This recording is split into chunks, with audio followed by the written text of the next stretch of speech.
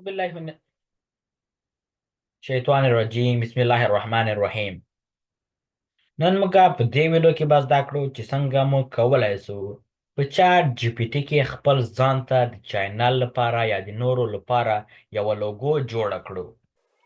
نو راځئ چې دا کار شروع کړو. نو که چیرې تاسې غواړئ خپل ځان ته په چاټ جی پی ټي کې یوه لوګو جوړه کړئ، نو تاسې باید اول ایکسپلور جی پی ټي ته راسئ. ایکسپلور جی پی ټي ته دلته به تاسې ورته لیکئ لوګو میکر. نو داسې تاسو ته ولیکئ لکه مثال اوس په دغه کې تاسو ته څو اپشنونه راکړي، تاسې کولی شئ یې دننه کړئ. نو زه به دا لوګو میکر ده، نو دا مو چې وخت تاسې به اوس سټارټ چاټ چې وکړه لکه مثال اوس به تاسې لیکئ create an educational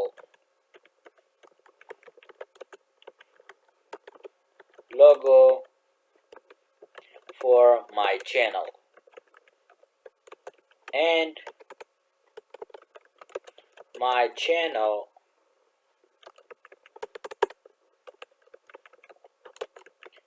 name is حفیظالله. لکه خپل نوم به ورکړم حفیظالله رحیمي. نو تاسې انټر وکړئ. اوس به educational logo for حفیظالله. I'll create a professional logo engaging to a channel. Here's the concept. لکه مثلا اوس تاسې دلته راسئ، په دغه کې اوس تاسو دغه لوګو تاسو ته جوړوي. نو تاسې لږ ذره صبر وکړئ، دغه اوس خلاصه شي. نو ګوره دغه ده، دغه لوګو یې موږ ته ګوره جوړه کړه. موږ ورته ویلې ایډوکیشنل، نو موږ ته هغه لوګو جوړ کولی شو. موږ دا راواخلو خپل چینل ته لکه مثالا ورکړو. کولی شئ لکه مثالا now generate one for a gaming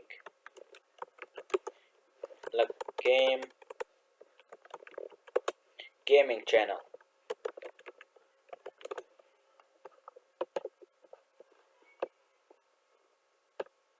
نو تاسې انټر وکړئ. نو تاسو ته به اوس دغه د ګیم له یوه لوګو جوړېږي. هغه پاس خو چې موږ ورته ویلې موږ ته د یوه ایډوکیشنل جوړه کړي، لکه مثالا دغه د ماشومانو ته درس زده کوي، بي سي یا کمپیوټر دغه شیانو ته زده کوي. اوس لکه مثال موږ ته یو چینل موږ دا د ګیمینګ لپاره ده، ګیمونه پکې کوو، خلکو ته ګیمونه کوو. نو ګوره دغه موږ ته لوګو جوړه کړه. ګوره څومره ښه لوګو چې دغه د ګیمینګ لپاره. بل لکه مثالا create a logo for a channel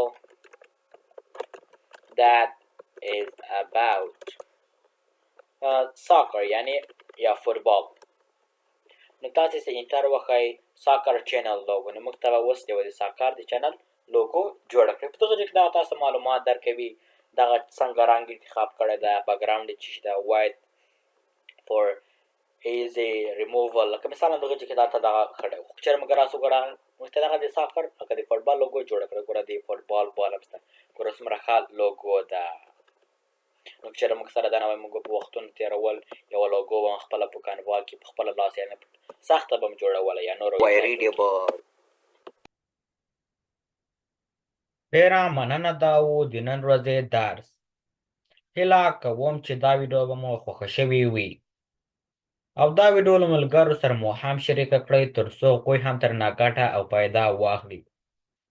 او که چیرې تاسې زموږ چینل ته نوي یاست نو لایک او سبسکرایب کړئ تر څو د نورې ویډیوګانې هم درڅخه پاتې نسي. والسلام.